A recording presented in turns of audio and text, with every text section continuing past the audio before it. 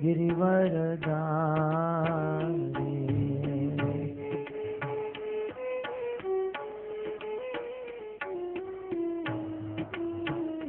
जय यशोदानंदन ब्रजजनरंजन राधा माधव कुंज बिहारी।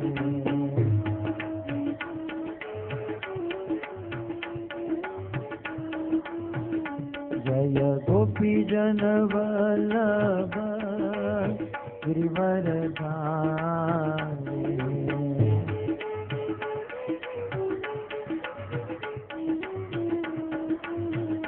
जय गोपी जन वल्लभ गिरिवरधारी।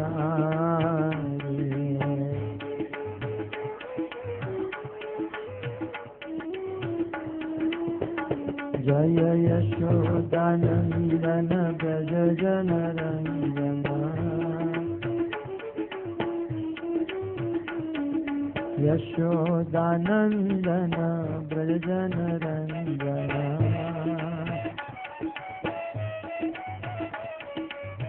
यमुना तीर वनचारी। यमुना तीर वनचारी।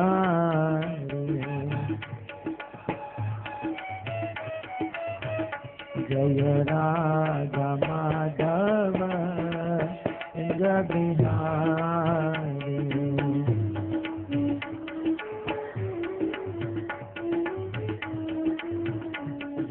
राधा माधव कुंज बिहारी।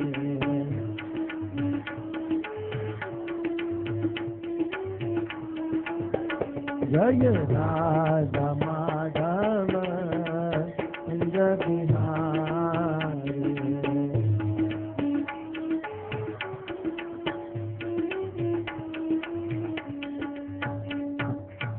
हरे कृष्णा कृष्णा कृष्णा हरे हरे हरे राम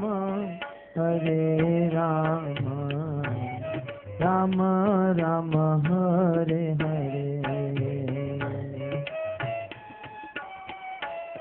गाइए प्रेम से।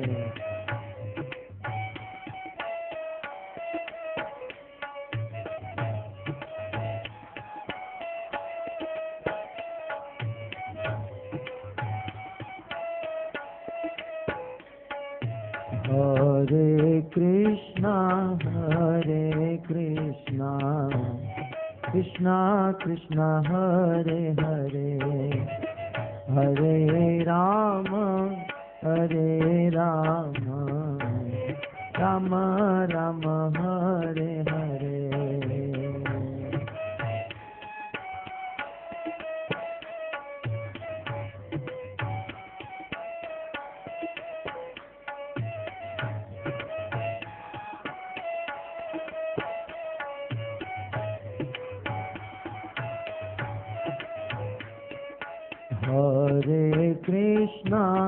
हरे कृष्णा कृष्णा कृष्णा हरे हरे हरे राम राम राम हरे हरे।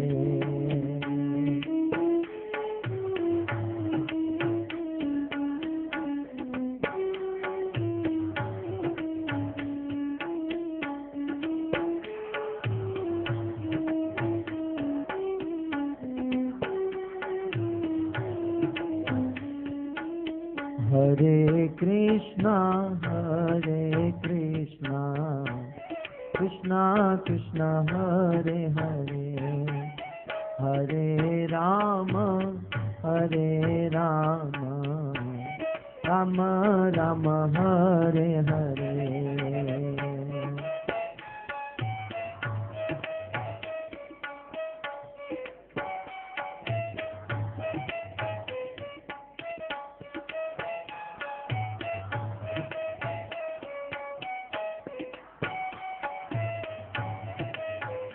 हाँ हरे कृष्णा कृष्णा कृष्णा हरे हरे, हरे राम राम राम हरे हरे।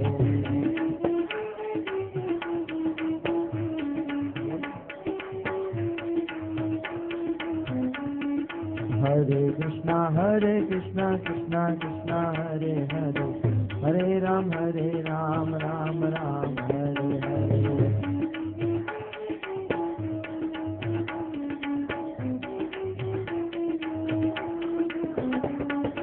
हरे कृष्णा कृष्णा कृष्णा हरे हरे, हरे राम राम राम हरे हरे।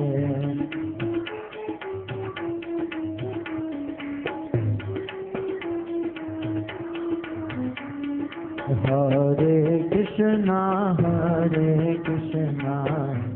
कृष्णा कृष्णा हरे हरे, हरे राम राम राम हरे हरे।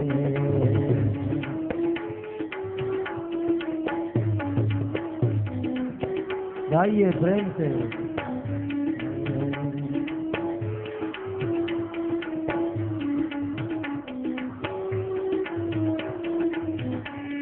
हरे कृष्णा कृष्णा कृष्णा हरे हरे, हरे राम राम राम हरे हरे।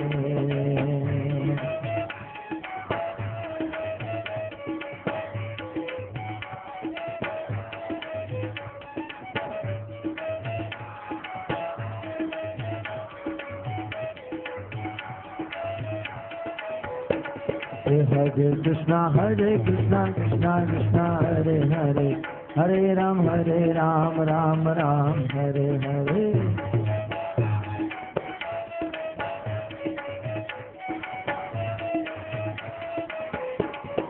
हरे कृष्णा कृष्णा कृष्णा हरे हरे, हरे राम राम हरे हरे।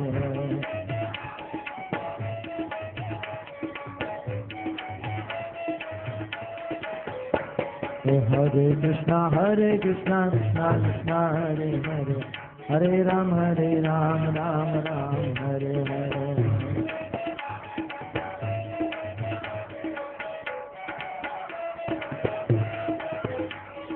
गौर निताय जय गौर निताय, गौर निताय जय गौर निताय।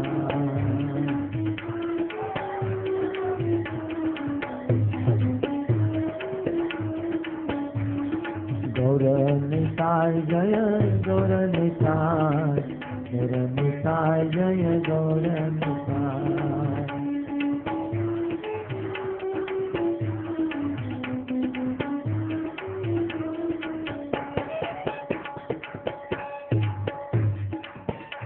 निताय गौरांगो निताय गौरांगो, निताय गौरांगो, निताय गौरांगो गौर हरे। हाँ निताय गौरांगो गौर हरे। जय सचिनंदन जय सचिनंदन, जय सचिनंदन जय सचिनंदन, जय सचिनंदन जय सचिनंदन। हाँ जय सचिनंदन।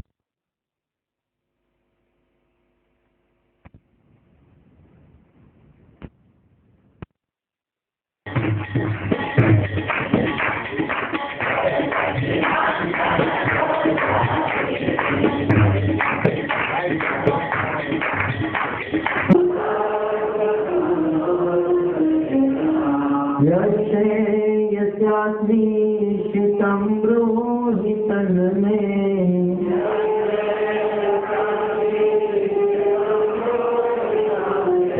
शिष्य शिष्यस्तेऽहं शाधिमां त्वां प्रपन्नम्।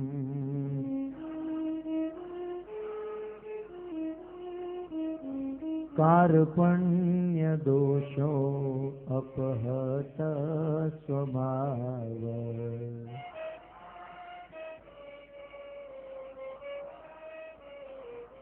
पृच्छामि त्वां धर्मसम्मूढचेता।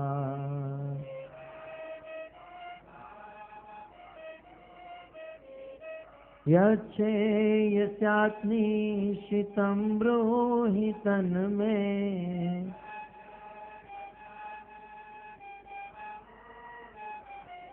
शिष्यस्तेऽहं शाधिमां त्वां प्रपन्नम्।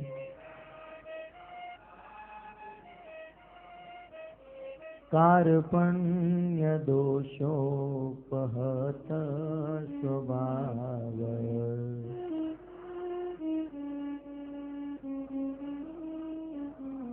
पृच्छामि त्वां धर्मसम्मूढचेता।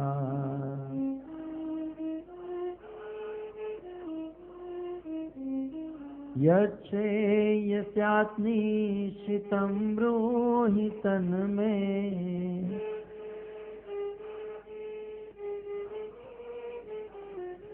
शिष्यस्तेऽहं शाधिमां त्वां प्रपन्नम्।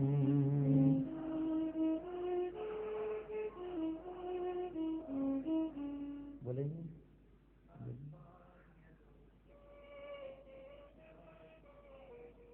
कार्पण्यदोषोपहत स्वभाव।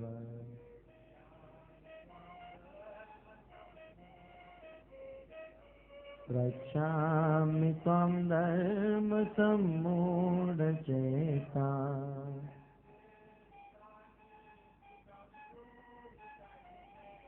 यच्छेयस्यात्मीशितं ब्रूहि तन्मे।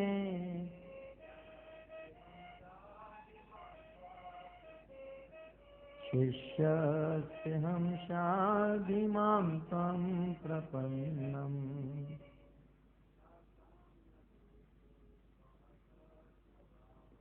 कार्पण्यदोषोपहत स्वभाव।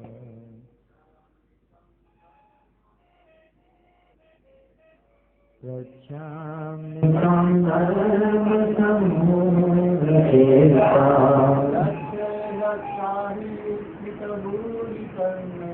यच्छेयस्यात्मीशितं ब्रूहि तन्मे।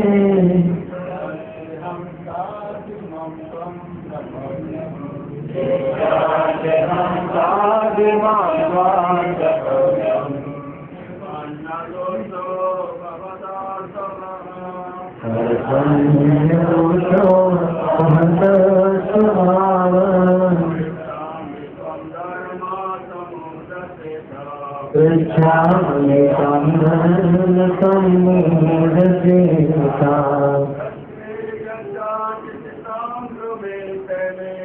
यच्छेयस्यात्मीशितं ब्रूहि तन्मे।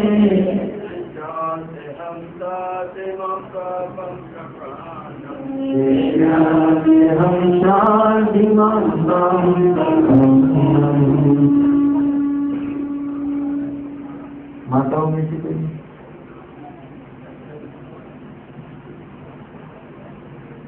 ठीक। नमो विष्णुपादाय कृष्णप्रेष्ठाय भूतले श्रीमते भक्तिवेदान्त स्वामिनिति नामिने। नमस्ते सरस्वते देवे गौरवाणी प्रचारिणे। निर्विशेषः शून्यवादी पाश्चात्यदेशतारिणे। जय श्री कृष्ण चैतन्य प्रभो नित्यानंद श्री अद्वैत गदाधर श्रीवासादि श्री गौर भक्तवृंद। हरे कृष्णा कृष्णा कृष्णा हरे हरे।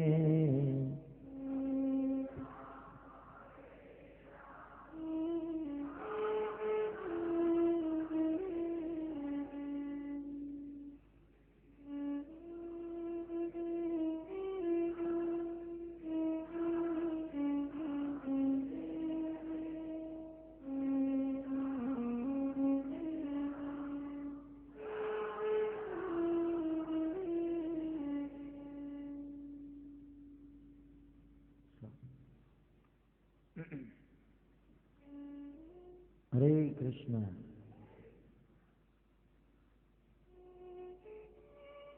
तो आप सब भक्तों का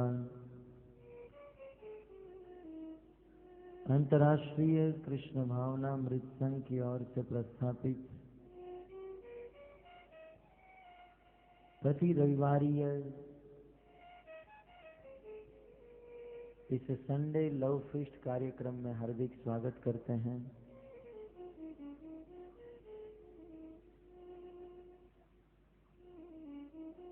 श्रील प्रभुपाद जी के द्वारा प्रस्थापित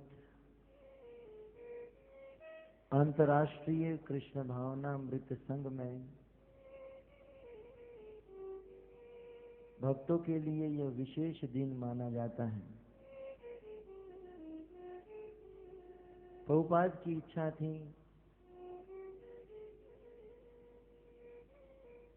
कि संसार के गृहस्थ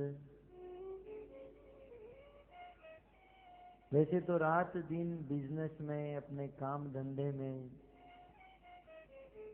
माया में फंसे रहते हैं, परंतु कम से कम एटलीस्ट रविवार को इस्कॉन मंदिर में आए, भगवान का दर्शन करें, भक्तों का संग करें और भगवत प्रसाद का ग्रहण करें। भक्तों, ये सत्संग जो है संजीवनी बूटी के समान है। कल ही मुझे किसी ने पूछा, प्रभु जी यहाँ तो भक्ति करना बहुत मुश्किल है क्योंकि यहाँ माया का प्रभाव प्रचंड रूप से है। ऐसी स्थिति में हम भक्ति कैसे कर सकते हैं? मैंने कहा माया का प्रभाव मात्र यहाँ नहीं, पूरे जगत में। कहीं थोड़ा है तो कहीं ज्यादा है।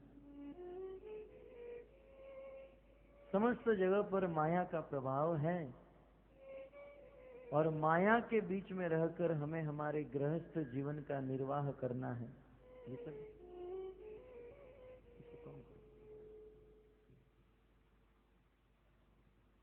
हरे कृष्ण।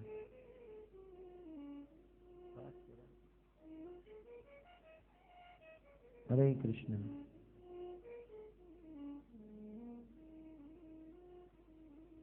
हम जहाँ रहते हैं, जहाँ काम करते हैं, अनेकों प्रकार का माया का प्रभाव हमें सताता है, परंतु कम से कम सप्ताह में एक दिन इस्कॉन मंदिर में आने से, भगवत दर्शन सत्संग करने से उस माया के प्रभाव से हम लोग बच सकते हैं।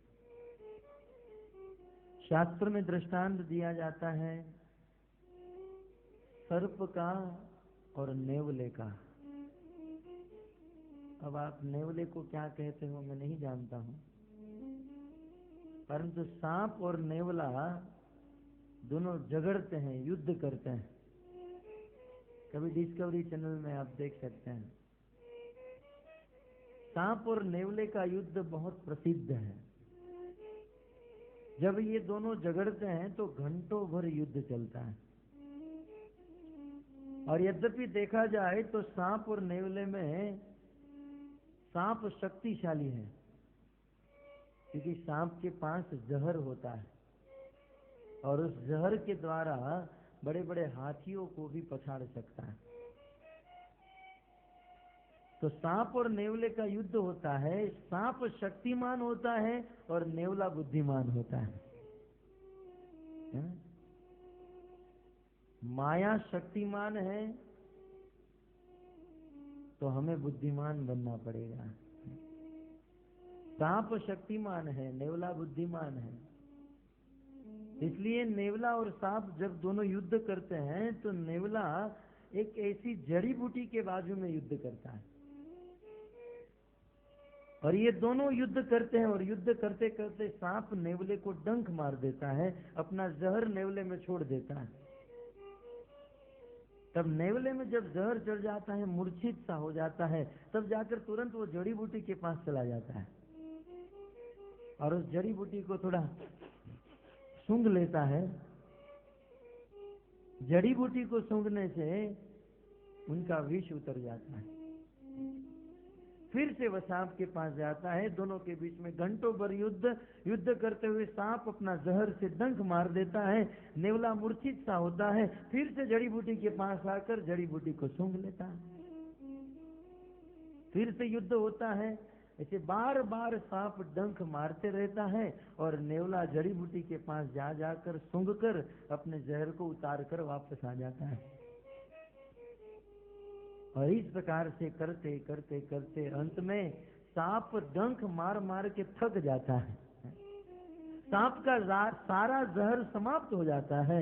यहाँ तक सांप के दांत भी टूट जाते हैं और अंत में सांप हार जाता है और नेवला जीत जाता है। प्रश्न पूछो। आपने ताली क्यों बजाई? ये क्रिकेट मैच चल रही थी, आप लोग नेवले की टीम में थे।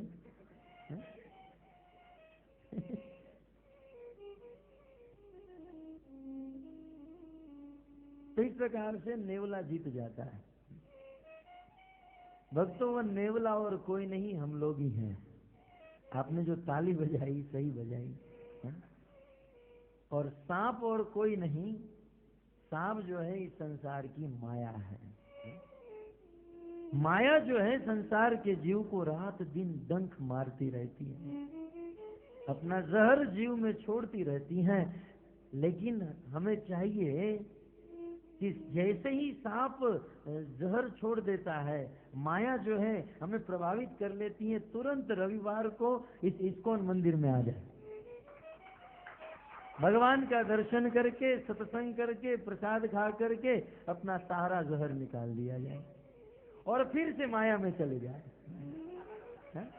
फिर से अपनी अपनी दुकान में, अपनी अपनी ऑफिस में, अपने अपने जगह पर, और एक सप्ताह तक माया का प्रभाव अपने दिलो दिमाग में आता है। फिर से रविवार को मंदिर में। अब डेली आए तो बहुत अच्छी बात है, परंतु एटलीस्ट कम से कम रविवार को मंदिर में आकर हमें हमारे सारे जहर को निकालना चाहिए और भगवत भक्ति के तत्वों को ग्रहण करना चाहिए। इस प्रकार बार बार माया डंक मारेगी और बार बार हम यहाँ मंदिर में आते रहेंगे तो एक दिन ऐसा आएगा कि ये माया हार जाएगी और भक्त जीत जाएगा। हरे कृष्णा हरे कृष्णा हरे हरे।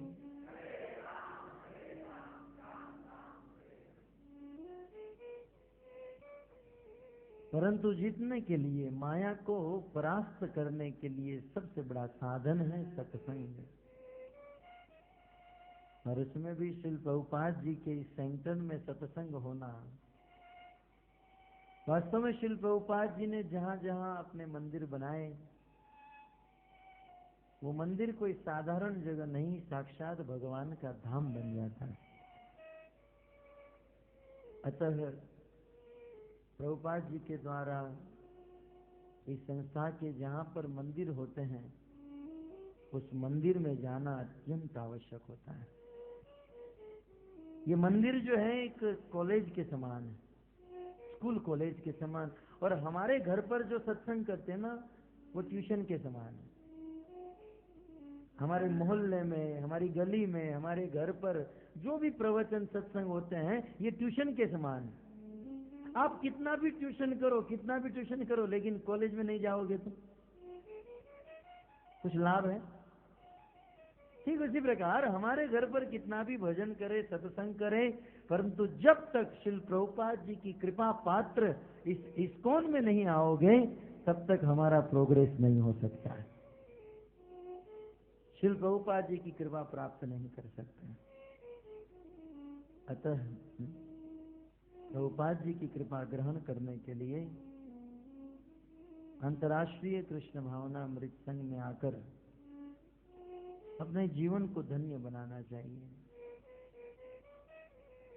आइए, ये जो महीना चल रहा है गीता जयंती महीना है,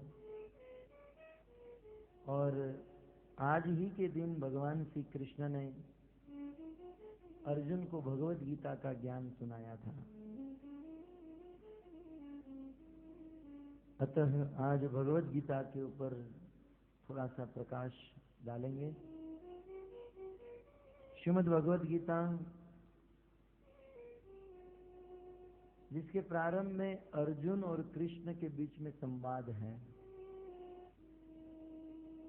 आप सब भूमिका तो जानते ही हैं। जब कौरव और पांडवों के बीच में युद्ध अवश्यंभावी हुआ, कौरव की सेना सुसज्जित होकर रणभूमि में आ चुकी है, पांडवों की सेना भी अस्त्र शस्त्र से सुसज्जित होकर रणभूमि में उतर चुकी है। दोनों सेना आमने सामने खड़ी हैं, और उस समय अर्जुन भी पूर्ण रूप से तैयार है युद्ध करने के लिए। परंतु अर्जुन के मन में इच्छा हुई कि चलो जरा मुझे जिसके साथ युद्ध करना है, जिनको मुझे मारना है, उनको ध्यान से देख लूं। इसलिए गीता के प्रथम अध्याय में अर्जुन कृष्ण से कहते हैं, सेनियोर उभयोर मध्य रथम स्थापित में अच्युत। ये अच्युत है कृष्ण, दोनों सेनाओं के बीच में हमारा रथ लेकर जाओ, ताकि मैं देख सकूं मुझे किसे मारना है। भगवान श्री कृष्ण अर्जुन का आदेश पालन किए, अपना रथ दोनों सेना के बीच में लेकर गए, और अर्जुन ने देख लिया। अर्जुन कौरवों को मारने के लिए तैयार है, लेकिन भगवान की इच्छा हुई कि नहीं, उपदेश देने के लिए ये अच्छा मौका है, ज्ञान देने के लिए बहुत सुंदर मौका आया है। अब क्या करूं जिससे अर्जुन मोहित हो जाए। इस गीता की टीका विश्वनाथ चक्रवर्ती ठाकुर ने लिखी है। उनमें वो कहते हैं कि अर्जुन भगवान श्री कृष्ण के नित्य जगत का नित्य पार्षद है। अर्जुन के मन में कभी मोह हो नहीं सकता है, लेकिन फिर भी अर्जुन को मोह हुआ, इसका कारण एकमात्र कृष्ण है। अब जब अर्जुन खड़े थे और देख रहे थे, तब कृष्ण ने अर्जुन को कहा, अर्जुन तो देखो सामने तुम्हारे दादा खड़े हैं। दादा? हाँ दादा, जिनकी गोद में तुम बड़े हुए। अर्जुन बेचारा नॉर्मल था, लेकिन उनका भाव बिगाड़ने वाले कृष्ण है। वो तो युद्ध करने ही वाला था। बोले दादाजी हैं, दादाजी। अच्छा, दादाजी को मारना है? थोड़ा सा अर्जुन को बोले उनके बाजू में, क्या अर्जुन नहीं जानते थे बाजू में कौन खड़े हैं? सब कुछ जानते थे, लेकिन कृष्ण दिखकर फोकस कर रहे हैं। बोले द्रोणाचार्य को तुम्हें मारना है? बोले द्रोणाचार्य? हाँ, जिन्होंने तुम्हें धनुष विद्या का ज्ञान सिखाया।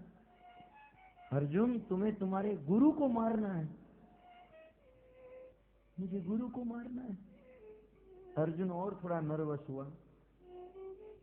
बोले उसके बाजू में देखो, तुम्हारे चाचा, तुम्हारे मामा।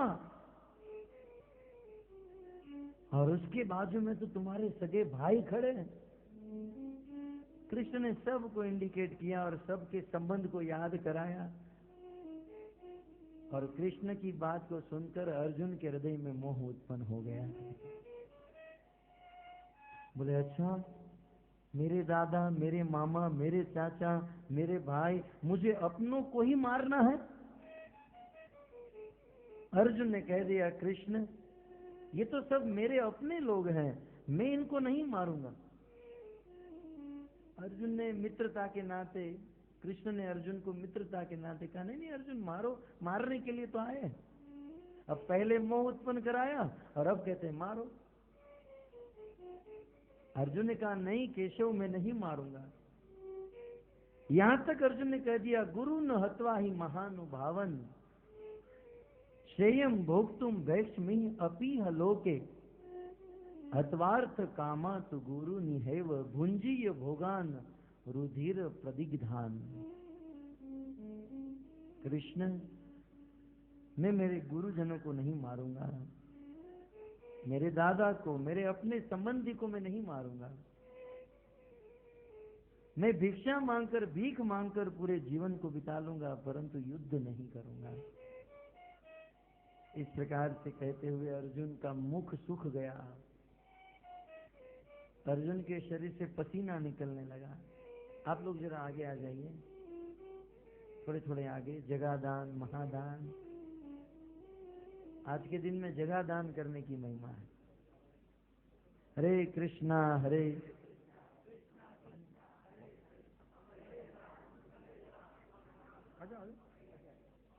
ओके, हरे बोल, पानी है।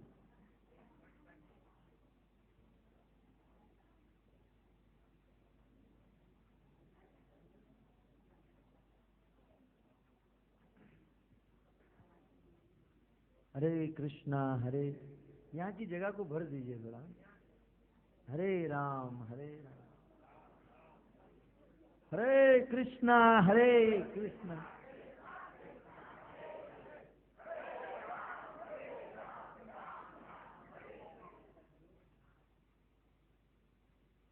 हरे कृष्णा, हरे कृष्णा, कृष्णा।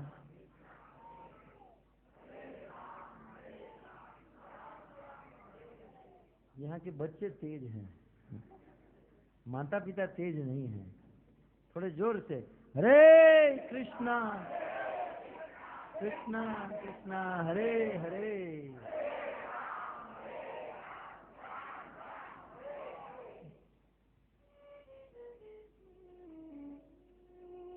अपने ही स्वजनों को विपक्ष में देखकर अर्जुन के हृदय में बड़ा मोह उत्पन्न हो गया और अनेकों प्रकार के तर्क देने लगे। कृष्ण, मैं तो युद्ध करूंगा और युद्ध करके इस दुनिया के राज्य को जीत लूंगा, लेकिन दुनिया के राज्य को जीतकर फिर मैं दिखाऊंगा किसे? इस संसार में हमने मोटर कार खरीदी है, इसका आनंद नहीं है। मोटर कार दूसरों को खरीद कर दिखाना, इसमें ज्यादा आनंद है। तो अर्जुन यही तर्क दे रहा है कि इन सब को मारकर पूरा राज्य जीत लूंगा, लेकिन दिखाऊंगा किसे? जिसको दिखाना है वो तो मर जाएंगे। तो वास्तव में अर्जुन के तर्क बहुत अच्छे हैं, लेकिन भौतिक जगत के लोगों के बुद्धि के अनेकों तर्क दिए। और भगवान श्री कृष्ण कहते भी हैं कि अर्जुन, तुम इस प्रकार से नपुंसक जैसी बातें क्यों कर रहे हो? कुतस्वा कश्मलम इदम विषमे सम उपस्थितम। ऐसी विषम परिस्थिति में तुम्हारे अंदर ये कल्मश आया कहां से? तुम्हारे जैसा वीर है, तुम्हारे जैसा वीर आदमी ऐसे युद्ध से भागने की कैसे सोच सकता है? अनार्य जुष्टम स्वर्गम अकीर्तिम कर्म अर्जुन। अर्जुन, इस कार्य से न तो इस लोक में तुम्हारा अच्छा होगा न परलोक में अच्छा होगा। अतः हे पार्थ,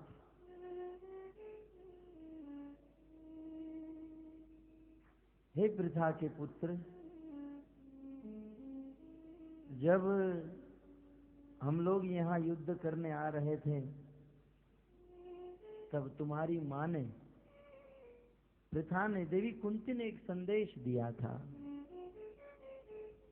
और संदेश यही था कि अर्जुन को कह देना, यदि अर्जुन ने कुंती का दूध पिया है तो कुरुक्षेत्र की भूमि में विजयी होकर ही अपना मुख मुझे दिखाए, अन्यथा वो मेरे सामने ना आए। अतः तुम्हारी माँ की इच्छा है, आशीर्वाद है, फिर भी तुम इस प्रकार से क्यों कर रहे हो? भगवान श्री कृष्ण अर्जुन को मना रहे हैं, परंतु अर्जुन नहीं मान रहे हैं और अर्जुन पूर्ण रूप से फ्रस्ट्रेट हो गए। जैसे हमारे जीवन में भी कभी कभी हम लोग हो जाते हैं, जीवन में क्या करना क्या नहीं करना कुछ समझ में नहीं आता है। तब अर्जुन जब पूर्ण रूप से विचलित हो गए, तब अर्जुन आज का ये श्लोक बोलते हैं। ये जो श्लोक है अर्जुन के द्वारा उच्चारित हुआ है, दूसरे अध्याय का 7वां श्लोक। तो वास्तव में देखा जाए तो अब तक भगवत गीता प्रारंभ नहीं हुई। अब तक तो मात्र सैन्य निरीक्षण और इस भूमिका का वर्णन हो रहा है, परंतु इस श्लोक के बाद वास्तविक भगवत गीता प्रारंभ होती है। ये श्लोक जो है भगवत गीता का टर्निंग पॉइंट है, भगवत गीता का ही नहीं, ये श्लोक अर्जुन के जीवन का, और अर्जुन का ही नहीं हम सब के जीवन का टर्निंग पॉइंट है।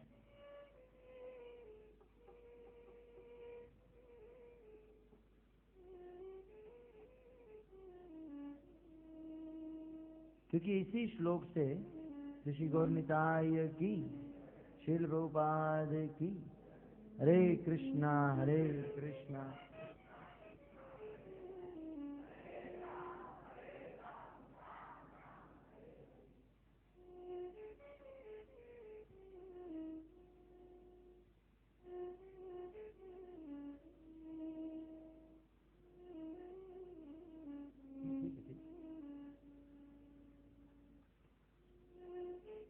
इस श्लोक में अर्जुन भगवान श्री कृष्ण की शरणागति ले रहे हैं।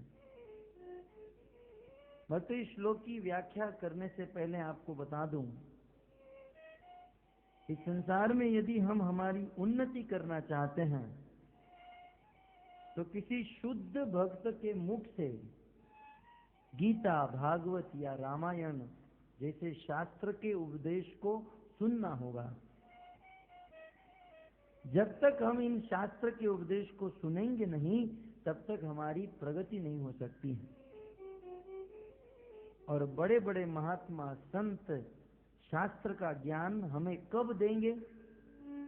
जब हम इस प्लेटफॉर्म के ऊपर पहुंचेंगे।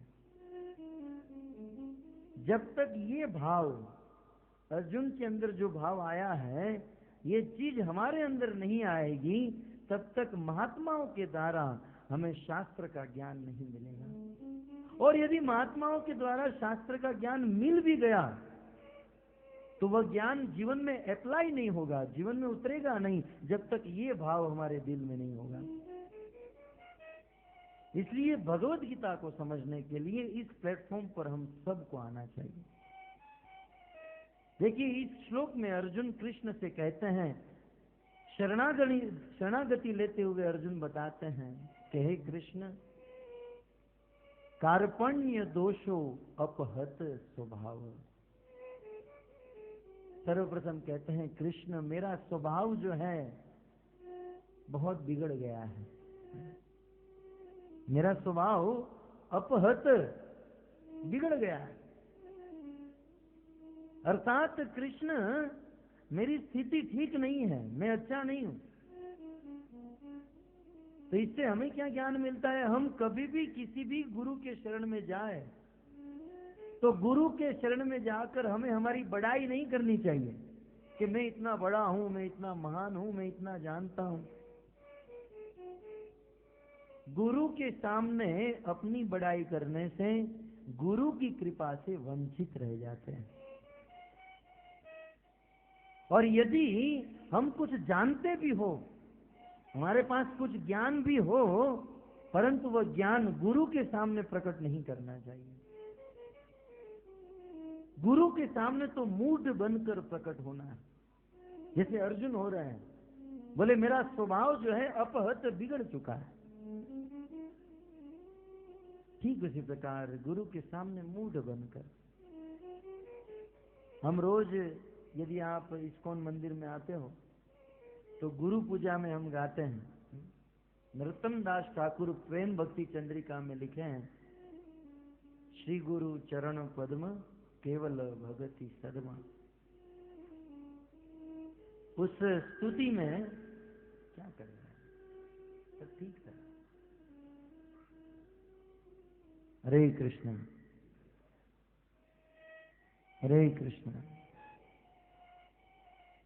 उस स्थिति में नरोत्तम दास ठाकुर कहते हैं, गुरु मुख पद्म वाक्य सीते ते करी एक। आगे कहते हैं, श्री गुरु करुणा सिंधु। गुरुदेव जो है करुणा के सागर है। गुरु में समुद्र के समान कृपा भरी हुई है, लेकिन वह गुरु की कृपा किस व्यक्ति के ऊपर आती है? श्री गुरु करुणा सिंधु अधम जनार बंधु। किसी को मत दीजिए, बाजू में रख दीजिए, सब लोग मन से रहेंगे।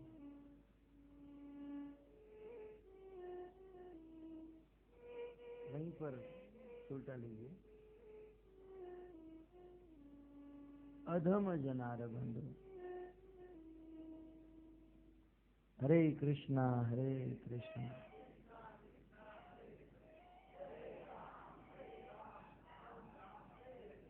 हरे कृष्णा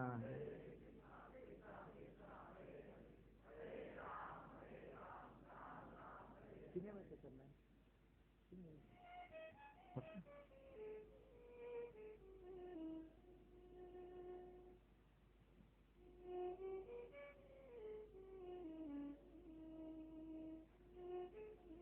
थोड़े थोड़े आगे आ जाओ।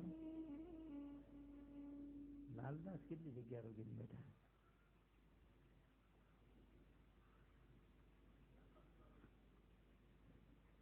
हरे कृष्णा हरे कृष्णा।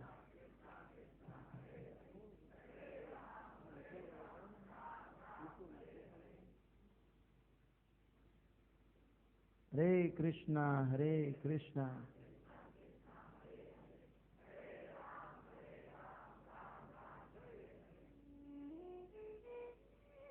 तो गुरु की कृपा अधम व्यक्ति के ऊपर ही बहती है, इसलिए गुरु के सामने अधम बनकर पेश आना चाहिए, जिसे आज अर्जुन कृष्ण के सामने अधम बनकर पेश आ रहे हैं और कहते हैं अपहत स्वभाव। हे कृष्ण, मैं मेरा वास्तविक स्वभाव खो चुका हूं, भूल चुका हूं, मेरा स्वभाव बिगड़ गया है। और जानते हैं हमारा स्वभाव क्या है? जीव का वास्तविक स्वभाव क्या है? कुछ लोग कहते हैं ये आदमी का स्वभाव ये है, ये आदमी का स्वभाव ये है। भगवान ने गीता में कहा है, स्वभाव शब्द के ऊपर मैं बोल रहा हूं। भगवान ने गीता के अंतिम अध्याय में कहा, जो व्यक्ति अपने स्वभाव को भूलकर पराये के स्वभाव को ग्रहण करता है वो सुखी नहीं हो सकता है। हमें हमारे स्वभाव में स्थित रहना चाहिए, हमें दूसरे के स्वभाव को ग्रहण नहीं करना चाहिए, और दूसरे का स्वभाव ज्यादा देर तक टिकता भी नहीं है। हमें हमारे स्वभाव में, तो बताइए हमारा स्वभाव क्या है? इसके लिए पहले जानना होगा हम कौन हैं। हम कौन हैं? आत्मा है कि प्रेत आत्मा? हम सब लोग आत्मा हैं। और आत्मा क्या है? परमात्मा का अंश है। आत्मा जो है परमात्मा का अंश है। इसलिए चैतन्य महाप्रभु कहते हैं जीवेर स्वरूप ही कृष्ण नित्य दास। आत्मा परमात्मा का अंश होने के नाते आत्मा परमात्मा का दास है। ठीक है ना? जीवेर स्वरूप नित्य कृष्ण दास। ये जीव का स्वरूप क्या है? कृष्ण का दास। तो बताइए दास का स्वभाव क्या होता है? दास का स्वभाव होता है अपने मालिक की सेवा करना है? तो यदि हम लोग आत्मा है, परमात्मा के अंश है, भगवान के दास हैं, तो हमारा मूलभूत स्वरूपगत वास्तविक एक्चुअल स्वभाव क्या है? भगवान की सेवा। अब हम हमारे वास्तविक स्वभाव को छोड़कर दूसरा कोई स्वभाव को स्वीकार कर लेंगे तो सुखी हो सकते हैं? नहीं हो सकते। अतः हमें हमारे इस टेम्पररी स्वभाव को छोड़कर वास्तविक स्वभाव को ग्रहण करना चाहिए। लेकिन अर्जुन यहाँ पर क्या कहते हैं? कृपण दुर्बलता के कारण, कार्पण्य दोषो, कृपणता के कारण मैं मेरा स्वभाव खो चुका हूं। कृपणता का अर्थ होता है लोभ, काम, क्रोध और लोभ। इस संसार में हम लोग हमारा वास्तविक स्वभाव भूल गए, कारण हमारे अंदर कुछ कामना है, कुछ लोभ है और कुछ क्रोध है। कामना जो है, कामना का अर्थ होता है इच्छा। और मन में इतनी इच्छाएं होती हैं, इतनी इच्छाएं होती हैं कि हमारे वास्तविक स्वभाव और स्वरूप को छोड़कर हमसे कुछ गलत गलत पाप रूपी काम करा लेती हैं। ये कामना जो है हमारे स्वभाव को बदल देती है। दूसरा है क्रोध। क्रोध के कारण हमारा स्वभाव बिगड़ जाता है। जब क्रोध आता है तो हम हमारा भी बिगाड़ते हैं और दूसरों के दिमाग को भी बिगाड़ देते हैं। क्रोध करने से किसी का अच्छा नहीं होता है। और तीसरा है लोभ। लोभ, किसी वस्तु की इच्छा करना और उस वस्तु को प्राप्त होने पर उनके प्रति और प्राप्त करने की इच्छा हो जाना। हम लोग के पास पहले कुछ नहीं था, भगवान की कृपा से थोड़ा बहुत धन आ गया, इससे हमारा जीवन चल सकता है। लेकिन अब लाख के 2 लाख, 2 के 4, 4 के 8, 8 के 16, इसे कहते हैं लोभ। और कुछ लोग तो इतने लोभी होते हैं, मैं अक्सर कहता हूँ। एक बार एक आदमी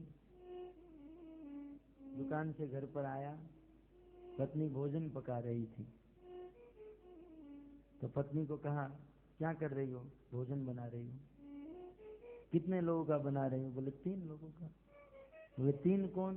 बोले आप, मैं और हमारा बच्चा। बोले 3 लोगों का बनाने की क्या जरूरत है? बच्चा छोटा है, 2.5 लोगों का बनाना। अब ये ट्रेन की टिकट थोड़ी ना, फ्लाइट की टिकट है, आधी टिकट लेनी पड़ेगी। लोभ था ना, लोभ की भी सीमा होती है। तो 3 का मत बनाना, वेस्टेज हो जाएगा, 2.5 का ही बनाना। अब यहाँ पर तो मैं नहीं जानता हूँ, लेकिन वहां पर उत्तरायण के दिन पतंग उड़ाते हैं। पतंग जानते हैं ना, काइट, यहाँ उड़ाते हैं। तो वो लोभी जो था, अपनी पत्नी को 2.5 जन के भोजन बनाने का ऑर्डर देकर टेरेस पर चला गया। मुंबई में तो बिल्डिंगें होती हैं, 14 माल की बिल्डिंग थी, टेरेस पर चला गया। जो लोभी होते हैं ना, वो पतंग को खरीदते नहीं है, वो लूटते हैं। कटी हुई पतंग आती है ना, उसे पकड़ते हैं। तो ये दुकान से खरीदा नहीं है, टेरेस पे खड़े रहकर देख रहा था, कहीं से कट कर आए तो मैं पकड़ लूं और फिर उड़ाऊं। तो एक पतंग दूर से उड़ती उड़ती आई और ऐसे उसके रस्सी को पकड़ने गया गया गया तो टेरेस से नीचे गिरा। 14 माले से वो नीचे गिरा और जैसे ही ऊपर से नीचे गिरा 7वें माले पर उनका घर था। उनकी पत्नी भोजन पका रही थी, विंडो से बोला कि देखो अब 2.5 का मत बनाना, 1.5 का ही भोजन बनाना, क्योंकि मैं जा रहा हूं। मर गया, लेकिन मरते मरते एक जन का भोजन बचाते गए। लोभ, काम, क्रोध और लोभ। एक बार एक व्यक्ति चक्कू से अपने हाथ को काट रहा था। बोले भाई साहब, आप अपने चक्कू से अपने हाथ को क्यों काट रहे हो? बोले डेटॉल की बोतल फूट गई है तो उसे यूज कर लूंगा मैं लगाकर। अब डेटॉल की बोतल गिर गई तो हाथ को काटने की क्या? बोले पैसे वसूल होंगे ना डेटॉल के। इसे कहते हैं लोभ। तो काम, क्रोध और लोभ से हमारा स्वभाव बिगड़ जाता है। इसलिए अर्जुन कहते हैं कार्पण्य दोषो, कृपण दुर्बलता के कारण दोषो। दोष शब्द देखिए यहां पर आया है। अर्जुन इजहार कर रहे हैं कि कृष्ण मेरे में दोष है। चैतन्य महाप्रभु जब सनातन गोस्वामी से मिले तो चैतन्य महाप्रभु ने पूछा, सनातन कहो कैसे हो आप? तब सनातन गोस्वामी ने हमारी तरह जवाब नहीं दिया, प्रभु जी बहुत अच्छा चल रहा है, प्रचार भी कर रहे हैं, इतना ये कर रहे हैं, वो कर रहे हैं, बिजनेस ये। सनातन गोस्वामी ने कहा, महाप्रभु आप बताइए मैं कैसा हूं, क्योंकि मेरे अंदर बहुत सारे दोष हैं, आप कृपया करके इन दोषों को दूर कीजिए। ये है भक्त का स्वभाव। यदि किसी से कुछ चाहिए, गुरु की कृपा चाहिए, तो उसके सामने हमारे दोष को प्रकट करना चाहिए, ताकि गुरुदेव हमारे दोष को सुधार सकते हैं। देखिए, डॉक्टर के सामने रोग को छिपाओगे तो रोग से कभी मुक्त नहीं हो पाओगे। वकील के सामने यदि सच बात को छिपाओगे तो कभी भी केस से मुक्त नहीं हो पाओगे। और गुरु के सामने अपने दोष को छिपाओगे तो कभी भी उस दोष से मुक्त नहीं हो पाओगे। कितना सुंदर गुण है अर्जुन में, कार्पण्य दोष। अर्जुन ने कह दिया, प्रभु मेरे में ये दोष है। भक्तों, ये भी एक बहुत बड़ी वीरता है। भागवत के 11 स्कंद में उद्धव जी ने कृष्ण को पूछा, कह वीर, इस दुनिया में सबसे बड़ा वीर कौन है? सबसे बड़ा शक्तिशाली आदमी कौन? तब भगवान श्री कृष्ण ने कहा, उद्धव, जो सत्य बोलता है, जो सत्य भाषण करता है, वो इस दुनिया का सबसे बड़ा वीर है। भक्तों, सत्य बोलना ये भी एक वीरता है। सबके लिए कह रहे हैं। घर से निकले हैं और रघुकुल राम प्रभु का फोन आए, कहाँ पहुंचे हो? जल्दी आओ मंदिर में। अब बस प्रभु पहुंच गया, वो है अभी घर पे, पहुंच गया प्रभु। ये मोबाइल वालों ने कितने लोगों को नरक का रास्ता दिखा दिया, झूठ बुला बुला के। मोबाइल जब तक नहीं आया तब तक कोई इतना झूठ नहीं बोलता था। तो क्या कह रहा था? सत्य बोलना ये बहुत बड़ी वीरता है, सत्य भाषण करना। संसार में कुछ लोग छोटी छोटी बातों में भी झूठ बोल लेते हैं अपना काम निकालने के लिए, लेकिन भक्तों, सत्य बोलने से वाणी का तेज बढ़ता है। अब सत्य किसे कहते हैं, इसकी भी बहुत बड़ी परिभाषा है। कुछ लोग, मान लो कि गाय कत्ल खाने से भाग गई, है ना? कत्ल खाना जानते हैं ना? जहां गाय को काटा जाता है वहां से गाय कैसी भी करके भाग गई, और 4 रास्ते हैं, आप रोड पे खड़े हैं और कसाई गाय के पीछे पीछे, गाय एक गली में चली गई और कसाई आपके पास आए और कहे आपने गाय को देखा, तो वहां सत्यवादी हरिश्चंद्र नहीं बनना चाहिए। वहां झूठ बोलना यही बड़ा सत्य है ना। सत्य की परिभाषा को समझना है। वहां पर कहेंगे सत्यवादी हरिश्चंद्र, मैं झूठ ही नहीं बोलूंगा, सत्य बोलूंगा। गाय उधर गई, वो गाय मरेगी, तू भी मरेगा। सदन कसाई की कथा आप लोग जानते हैं ना। सदन कसाई केवल इशारा किया था, मरना पड़ा उसे, हाथ कटने पड़े। इसलिए मैं आपको एक चीज बताता हूं। वसुदेव जी का नाम आपने सुना होगा, कृष्ण के पिता। वसुदेव जी का जब जन्म हुआ तब देवताओं की आकाशवाणी हुई कि ये बालक अपने जीवन में कभी भी झूठ नहीं बोलेगा। और फिर आप जानते हैं जब वसुदेव और देवकी का विवाह हुआ तब आकाशवाणी हुई कि देवकी का 8वां पुत्र कंस की मृत्यु का कारण बनेगा। तब कंस जब देवकी को मारने लगा तो वसुदेव जी ने क्या कहा, कंस तुम देवकी को मत मारो, देवकी के गर्भ से जितने भी पुत्र उत्पन्न होंगे मैं तुम्हें दे दूंगा। जानते हैं ना इस कथा को। तो क्या वसुदेव जी ने सारे पुत्र दे दिए कंस को? दिए। 8वां जन्म लिया और जन्म लेकर ही गोकुल छोड़कर आ गए। तो क्या ये माना जाएगा वसुदेव जी झूठे हैं, गलत हैं, कंस को वादा किए थे फिर भी नहीं निभाए? यद्यपि वसुदेव जी झूठ बोले, ये भौतिक दृष्टि से ऐसा लग सकता है कि वसुदेव जी झूठ बोले, परंतु कृष्ण के लिए झूठ बोले, इसलिए वह झूठ झूठ नहीं है। मैं सिद्धांत की बात तात्विक भाषा में यदि कहूं, इस संसार में परम सत्य कौन है? भगवान कृष्ण। सत्यम परम धीमहि, है ना। सत्यव्रतम परम त्रि सत्यम, सत्य के भी सत्य है भगवान कृष्ण। उस परम सत्य के लिए बोला गया झूठ भी सत्य माना जाता है। बात समझ में आ रही? इसलिए मैं आपको एक टिप्स देता हूं कि कभी कभी यहाँ मंदिर में आने के लिए या कथा में आने के लिए आपको अपने मालिक के सामने झूठ बोलना भी पड़े, है? तो वो झूठ झूठ नहीं है। वहां पर मार देना चाहिए चाची को कि हमारी चाची मर गई इसलिए 7 दिन नहीं आ पाएंगे, हमारे दादा मर गए इसलिए हम नहीं आ सकते हैं। हमारे वहां एक भक्त है अनिरुद्ध, वो अपनी ऑफिस में इतना लीव दिया, ऑफिस के मालिक ने कहा तेरा सारा परिवार मर गया क्या?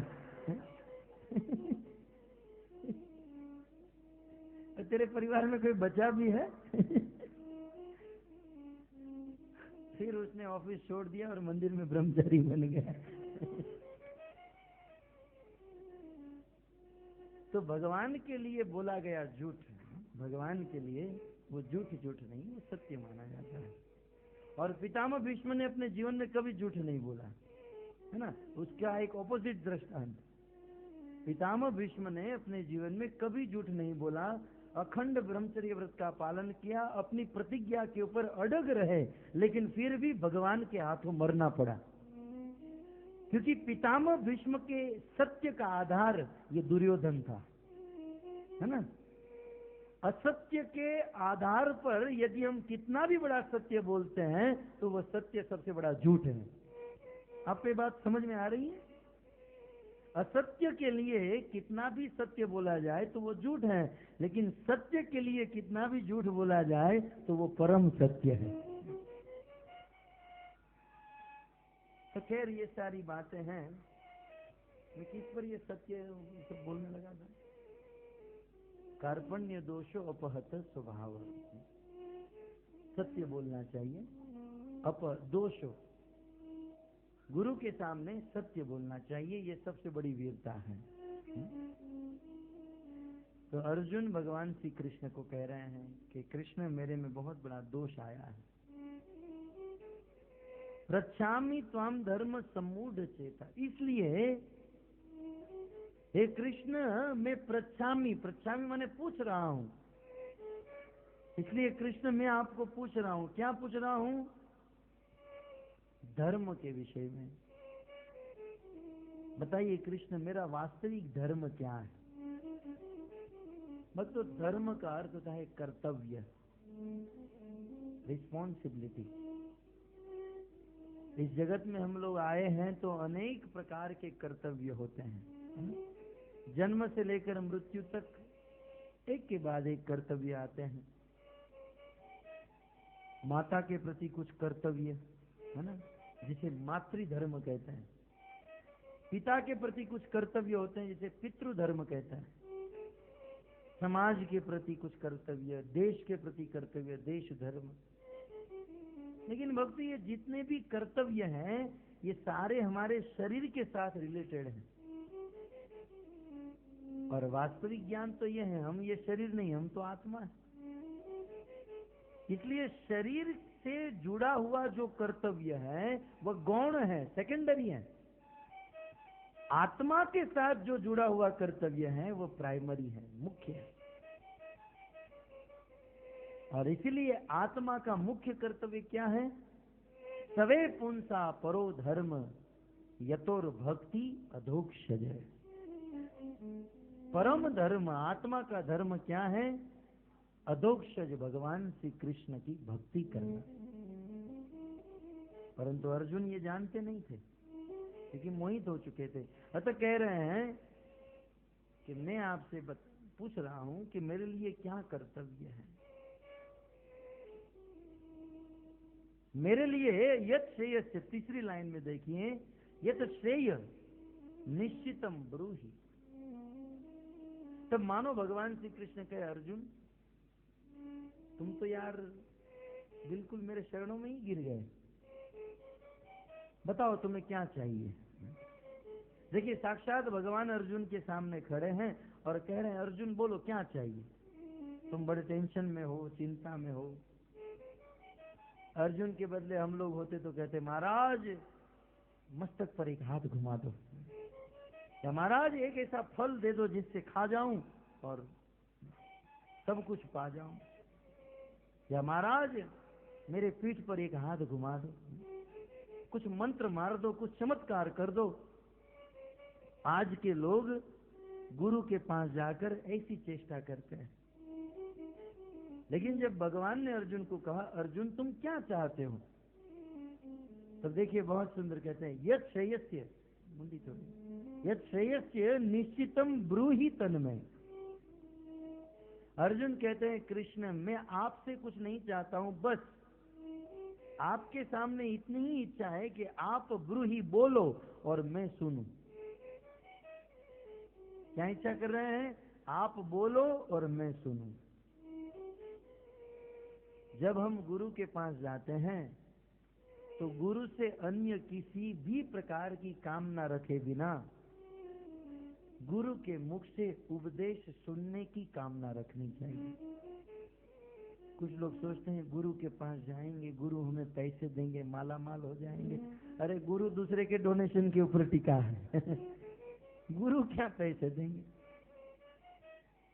कुछ लोग कहते हैं गुरुदेव की कृपा होगी, बच्चे हो जाएंगे तो खुद शादी न कर लेते। सन्यासी है, किससे क्या मांगना। कुछ लोग हनुमान जी के पास जाकर पुत्र की कामना करते, वो ब्रह्मचारी है। पुत्र चाहिए तो शिव जी पार्वती के पास जाना चाहिए। किसके पास जाकर क्या मांगना और कैसी वस्तु मांगना, ये भी बुद्धिमानी है। और कुछ पागल गुरु ऐसे होते भी हैं, जैसे शिष्य वैसे गुरु मिल ही जाते हैं। ये सब आपस में मेलजोल हो ही जाता है। हम लोग भागवत कथा चल रही है, वहां पर सुनेंगे, जब ध्रुव महाराज के मन में इच्छा हुई कि मुझे बस कैसे भी करके भगवान विष्णु की प्राप्ति करनी है, कुछ नहीं जानते थे, 5 साल के बालक, न पढ़े थे न लिखे थे, घर छोड़कर चले गए। परंतु मन में सच्ची इच्छा थी ना, वास्तविक जिज्ञासा थी, तो भगवान की कृपा से नारद मुनि जैसे गुरु मिल गए। परीक्षित महाराज भी घर छोड़कर निकले भगवान की प्राप्ति करने के लिए, तो भगवान की कृपा से सुखदेव गोस्वामी जैसे गुरु मिल गए, है ना। जब मन में शुद्ध इच्छा होती है तो शुद्ध गुरु मिलते हैं, और मन में इच्छा गड़बड़ वाली होती है तो गड़बड़ जैसे गुरु मिलते हैं। मन में इच्छा होती है थोड़ा शराब भी पी ले, थोड़ा बीच पर राउंड भी मारे, थोड़ा मसाज भी करा ले, और थोड़ा भक्ति भी कर। जब ऐसी इच्छा होती है तो ऐसे गुरु मिलते हैं, बोगस गुरु मिल जाते हैं। और ऐसे गुरुओं की कमी नहीं है। आज तो गली गली में गुरु भरे पड़े हैं, सब जगह गुरु तो सब जगह। जैसा हमारा भाव होगा भगवान ऐसे गुरु के साथ सेटिंग करवा देंगे। यदि गलत भाव है तो गलत गुरु। एक बार एक शिष्य गुरु के पास गया, गुरुदेव आपके चरणों में आया हूं, कुछ कृपा कीजिए। गुरु ने कहा कल से तू मेरा ध्यान करना। अब गुरु गांजा पीते थे, कभी कभी शराब भी मार देते थे। अब गुरु का क्या ध्यान करे, शराब पी रहे हैं मेरे गुरु। बोले मेरा ध्यान करना, मेरा नाम जपना, और बेटा तुझे वैकुंठ मिल जाएगा। कोई गया होगा फुकेट से, वाह गुरु वाह, आपने तो मुझे इतना दे दिया। गुरुदेव आपने मुझे इतनी बड़ी चीज दे दी, मैं पूरा फुकेट आपको दान में देकर जाता हूँ। तब गुरु बोला ये फुकेट क्या तेरे बाप का है, तू मुझे दान में देने आया है? तब उस आदमी ने कहा गुरुजी तो ये वैकुंठ क्या आपके बाप का है, आप मुझे देने बैठे हैं? आपका ध्यान करके आपका नाम लेकर मुझे वैकुंठ मिलेगा। वैकुंठ प्राप्त करने के लिए तो वैकुंठपति भगवान कृष्ण का ध्यान करना चाहिए। तो ऐसे गुरु मिल जाते हैं, परंतु एक शिष्य को, बच्चों को शांत रखिए,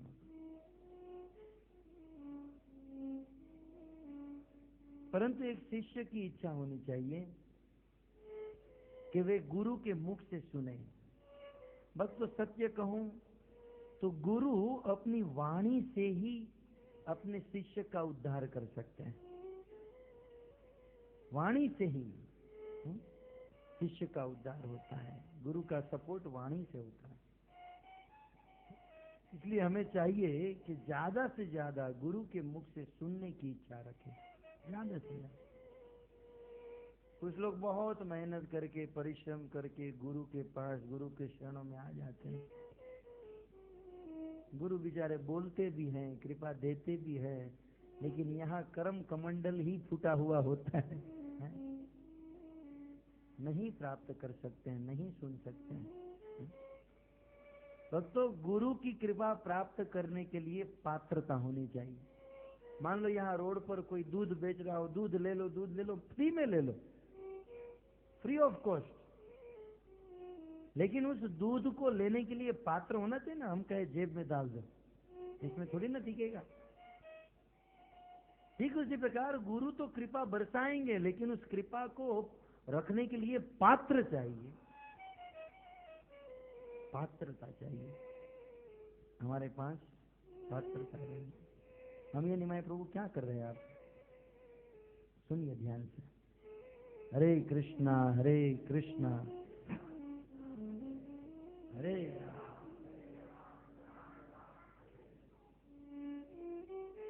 ये जो समय चल रहा है थोड़ा सोने का समय है, परंतु बहुत सुंदर अर्जुन के द्वारा शरणागति है। ध्यान से सुनिए। पात्रता चाहिए, और पात्रता क्या है? नम्रता। यदि नम्र भाव से गुरु के पास जाते हैं और गुरु से उपदेश सुनने की इच्छा रखते हैं, क्या कहते हैं? ब्रूही, आप बोलो, मैं सुनना चाहता हूं। तब मानो कृष्ण कहे अर्जुन क्या सुनना चाहते हो, क्या फरमाइश? तो अर्जुन ने ऐसा नहीं कहा गुरुदेव आप ऐसा सुनाओ जिससे मौज आ जाए, कुछ रंग जम जाए, कुछ आनंद आ जाए। नहीं, देखिए अर्जुन क्या कहते हैं, यत श्रेयस्यात्, कृष्ण मेरे लिए जो कल्याणकारी उपदेश हो ऐसा सुनाओ, फिर भले वो उपदेश कड़वा भी हो, भले मुझे बुरा लग जाए, लेकिन मेरे लिए कल्याणकारी होना चाहिए, मेरे जीवन के लिए प्रगतिमय उपदेश होना चाहिए, जिससे मेरे जीवन में क्रांति आ जाए। आज तो लोग कठोर उपदेश सुनना नहीं चाहते हैं। कोई संत यदि सच बात बताते हैं तो बुरा लग जाता है कि इन्होंने ऐसा क्यों बताया। परंतु धन्य है अर्जुन, बोले कठोर होगा चलेगा, परंतु मेरे जीवन के लिए कल्याणकारी उपदेश, यद श्रेयस्यात् निश्चितम ब्रूहि तन्मे। भक्तों, इस संसार में लोग बहुत बहुत सुनते हैं, गाने सुनते हैं, फिल्म की स्टोरी सुनते हैं, अखबार को सुनते हैं, समाचार सुनते हैं, टीवी में अनेकों चैनलों में सुनते हैं, लेकिन दुनिया का जितना भी सुनना है ये सारा सुनना मात्र नरक का रास्ता है। परंतु गुरु के मुख से शास्त्र का उपदेश सुनना ये सीधे वैकुंठ का रास्ता है। इसलिए गुरु से सुनने की इच्छा रखनी चाहिए। आप देखिए हमारे इतिहास में भरद्वाज ऋषि के वहां याज्ञवल्क्य ऋषि गए तो और कोई जिज्ञासा नहीं, मात्र एक ही इच्छा, आप राम कथा सुनाइए। सुखदेव गोस्वामी महाराज परीक्षित को मिले, और कोई जिज्ञासा नहीं, आप भागवत सुनाइए। नैमिषारण्य में 88,000 ऋषि मुनि सूत गोस्वामी से मिले, और कोई इच्छा नहीं, आप कथा सुनाइए। और अर्जुन जब कृष्ण से इस प्रकार से कह रहे हैं तो क्या कहते हैं, आप उपदेश दीजिए, बस हम सुनना चाहते हैं, मैं सुनना चाहता हूं, मेरे लिए जो कल्याणकारी उपदेश हो कृपया करके इसका आप उच्चारण कीजिए, मेरे सामने बोलिए। जब कोई शुद्ध गुरु अपने शुद्ध चित्त से अपने शिष्य को उपदेश देता है, क्योंकि गुरु के हृदय में भगवान प्रकट हो चुके हैं, भगवान सबके हृदय में है, लेकिन शुद्ध भक्त के हृदय में प्रकट हो जाते हैं। तो शुद्ध गुरु के हृदय में भगवान प्रकट हो चुके हैं, और जब वह शुद्ध गुरु उपदेश देते हैं तो वो वाइब्रेशन, वह शब्द भगवान के चरणों से स्पर्श होकर निकलता है, और भगवान के चरणों से स्पर्श निकला हुआ शब्द जब हमारे कानों से हमारे हृदय में जाता है तो वही गुरु के हृदय में प्रकट हुए भगवान हमारे हृदय में भी प्रकट हो जाते हैं, हमारे हृदय को पवित्र कर देते हैं, शुद्ध कर देते हैं। लेकिन ये कब होगा, जब गुरु के सामने नम्र बनकर बैठकर उस उपदेश को श्रद्धा से सुनेंगे। अतः गुरु के मुख से उपदेश को सुनना चाहिए, और प्रकट रूप से। मैं अक्सर कहता हूं, भागवत में लिखा है, सुखदेव गोस्वामी कहते हैं कि जब शुद्ध भक्त उपदेश देते हैं तो भगवान के चरणों की रज को लेकर वह शब्द निकलते हैं, और कृष्ण के चरणों की पराग रज व कर्ण के माध्यम से श्रोताओं के हृदय में आ जाती है। परंतु ध्यान रहे, ये पराग रज जो है गुरु के सामने प्रत्यक्ष बैठकर सुनने से ही मिलती है। सीडी से और इंटरनेट में ये पराग रज नहीं उड़ती है। सीडी में हो या इंटरनेट में हो, इससे आप ज्ञान जरूर हासिल कर सकते हो, लेकिन यदि कृपा चाहिए तो समर्पण करते हुए, त्याग करते हुए गुरु के पास आकर बैठना होगा, जिससे हमें शुद्ध ज्ञान की प्राप्ति हो सकती है। अर्जुन दोनों हाथ जोड़कर भगवान कृष्ण के चरणों में बैठ गए, और बैठकर अंत में कहते हैं, शिष्य से हम, हे कृष्ण अहम ते शिष्य, मैं आपका शिष्य हूं। देखिए अर्जुन क्या कहते हैं, वास्तव में देखा जाए तो कृष्ण और अर्जुन दोनों मित्र थे, दोनों सखा थे, लेकिन जब ज्ञान प्राप्त करने की बात आई तो अर्जुन क्या कहते हैं, शिष्य से, मैं आपका शिष्य हूं और आप मेरे गुरु हो। भक्तों, जब तक किसी वरिष्ठ भक्त को हम अपना गुरु नहीं बना लेते हैं, तब तक वह हमें पूर्ण ज्ञान नहीं दे सकते, गुह्य ज्ञान नहीं दे सकते। इसलिए अर्जुन ने कृष्ण को अपना गुरु बना लिया, और गुरु बनाकर क्या कहते हैं, शादी त्वाम माम प्रपन्नम, और हे कृष्ण मैं आपके चरणों में हूँ, आपको प्रणाम करता हूँ और आपके चरणों में झुका हुआ हूँ। बस आप मुझे उपदेश दीजिए और मेरे जीवन में जो अंधकार छा गया है उस अंधकार रूपी जीवन को उजाले की ओर लेकर जाइए।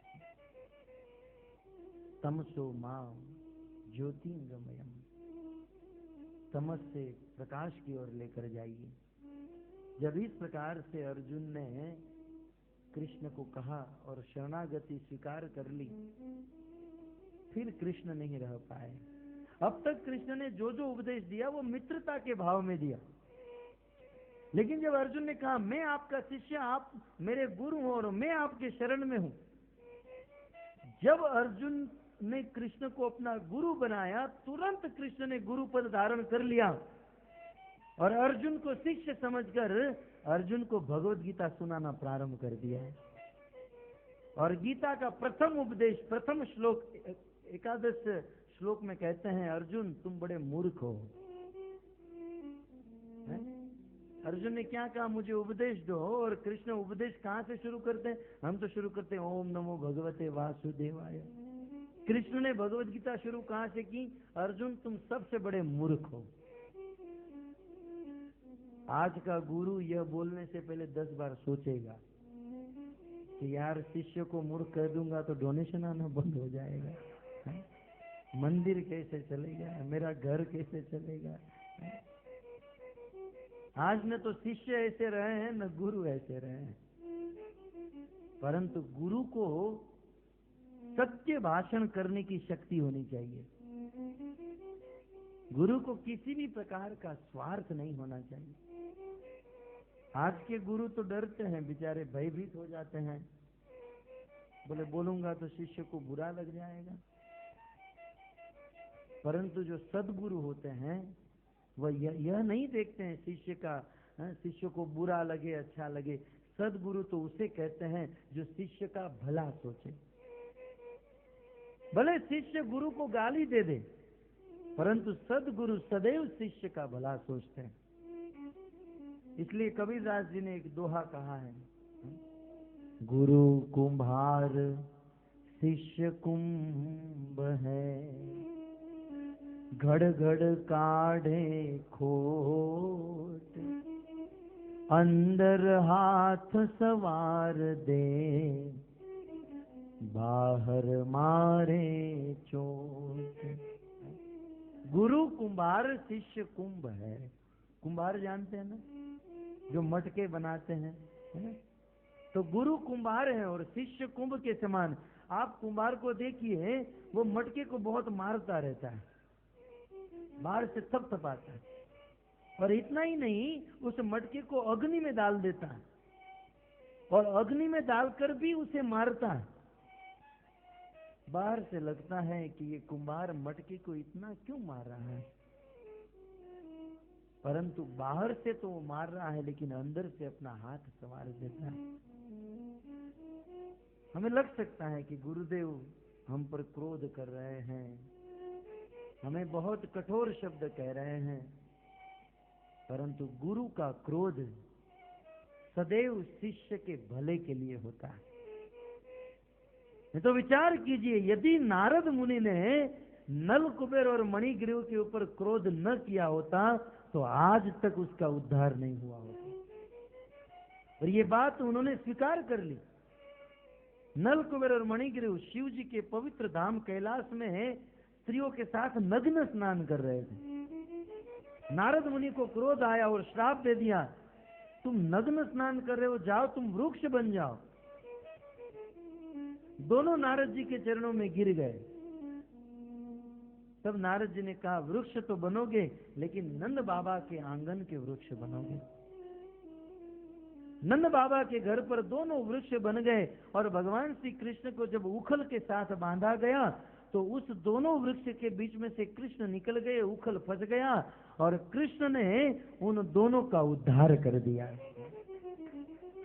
दोनों वृक्ष गिर गए और नल कुबेर मणिगिरु भगवान के धाम में चले गए और जाते जाते भगवान को कहते गए, प्रभु धन्य है आपके भक्त हैं, प्रभु धन्य है आपके भक्त। यदि आपके भक्त नारद जी ने हम पर क्रोध न किया होता तो आज हमें आपका दर्शन न हुआ होता।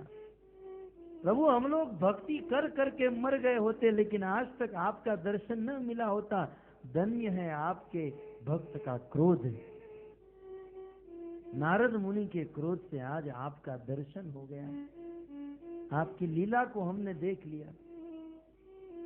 और ये बात अहल्या ने भी कहा, मुनि शाप जो दीना अति भल कीना परम अनुग्रह।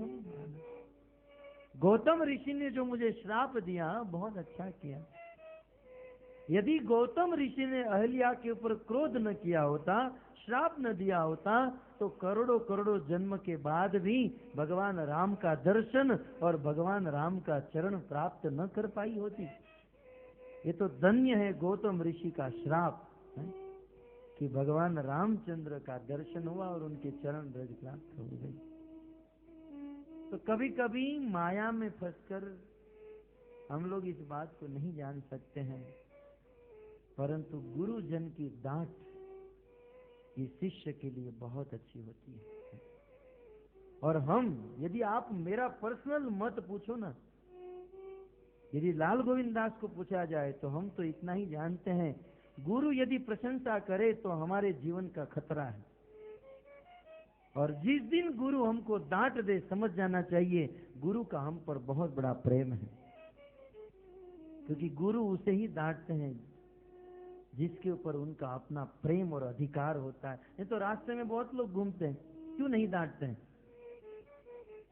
जिसके ऊपर अपना अधिकार समझते हैं, जिसको अपना समझते हैं, अपना मानते हैं, जिसको अपने देह से अभिन्न समझते हैं, उसी के ऊपर गुरु अपना वश चलाते हैं। इसलिए हम तो यही सोचते हैं कि गुरु का यदि डांट मिल जाए तो वास्तव में गुरु की कृपा, वास्तव में।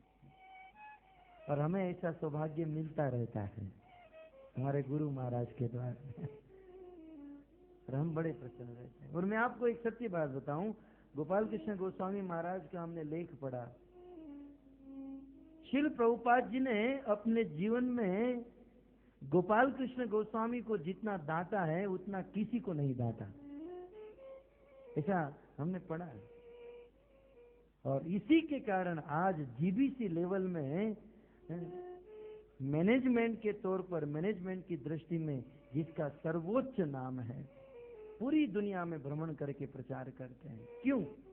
गोपाल कृष्ण गोस्वामी महाराज ने स्वयं लिखा कि आज आप लोग समझते हो, मानते हो कि मैं इतना भ्रमण कर रहा हूँ, इतना प्रचार कर रहा हूँ इस देश से रशिया में, यहाँ पर, क्योंकि प्रभुपाद जी की मुझ पर बहुत बड़ी कृपा है। और कृपा क्या है कि वो जितना मुझे डांटे हैं उतना और किसी को नहीं डांटे। आप देखिए कितनी बड़ी कृपा है। तो भक्तों, इस प्रकार से अर्जुन की तरह हमें शिष्य बनना चाहिए और ऐसे गुरु को प्राप्त करना चाहिए जो सत्यभाषी हो। कृष्ण ने पहले ही कह दिया कि अर्जुन अशोच्यानंद वशोत्सत्वम प्रज्ञावादांश भाष से गता सुंच नानु शोचंती पंडिता। तुम बड़े बड़े पंडितों जैसी बात करते हो, बड़े बड़े विद्वान जैसी बात करते हो, परंतु ये तुम्हारी पंडिताई नहीं, ये तुम्हारी मूर्खता है। इस संसार में कभी भी न तो जीवित व्यक्ति के लिए न मृत व्यक्ति के लिए शोक करना चाहिए। जीवित आदमी के लिए या मरे हुए व्यक्ति के लिए जो शोक करता है वो विद्वान नहीं है, वो मूर्ख है। क्योंकि इस संसार में न तो किसी की मृत्यु होती है न तो किसी का जन्म होता है, क्योंकि हम लोग आत्मा है। और आत्म तत्व विषय में कहते हैं न जायते म्रियते वा कदाचित नायम भूतवा भविता वा न भूय। अजो नित्य शाश्वतोयम पुराणो न हन्यते हन्य माने शरीरे। ये आत्मा न जायते, आत्मा न म्रियते, आत्मा न तो जन्म लेती है, आत्मा न तो मरती है। इसलिए जन्म लेने वाले के लिए शोक करना और मरने वाले के लिए दुख करना, ये बहुत बड़ी मूर्खता है। नैनम चिदंति शस्त्राणि नैनम दहति पावक न चैनम गले तंत्यापो न शोष्यति मारुत। आत्मा को शस्त्र के द्वारा काटा नहीं जा सकता, पानी के द्वारा भिगोया नहीं जा सकता, अग्नि के द्वारा जलाया नहीं जा सकता और हवा के द्वारा सुखाया नहीं जा सकता। अच्छेदोयम दाह्योयम क्लेदो शोष्य एवच नित्य सर्वगत स्थानुर अचलो अयम सनातन। ये आत्मा अचल है, सनातन है। इसलिए तुम जिनके लिए शोक कर रहे हो बिल्कुल गलत है। इस प्रकार से भगवान श्री कृष्ण भगवत गीता के 18 अध्याय में 700 श्लोक की इस गीता में अनेक उपदेश दिए। इस उपदेश को यदि हम पालन करते हैं तो हमारा जीवन धन्य हो जाता है। भक्तों, अर्जुन जो था युद्ध करना नहीं चाहता था। कुछ लोग गीता का सार बताते हैं, दुकान हमारा मंदिर है, ग्राहक हमारे भगवान है, ग्राहक को संतुष्ट करना यही हमारी पूजा है, गीता सार। और नीचे नीचे किसने लिखा वो नहीं बताते हैं, नहीं तो मैं उसे ढूंढ रहा हूं। आपको यदि मिल जाए तो मुझे बता देना, क्योंकि जिसने ये लिखा है दुनिया का बहुत बड़ा पागल आदमी है। उसने गीता को पढ़ा ही नहीं, गीता का सार क्या है वो जानता ही नहीं। गीता का सार तो कुछ अलग ही है भक्तों। गीता का सार है सर्वधर्मान परित्यज्य।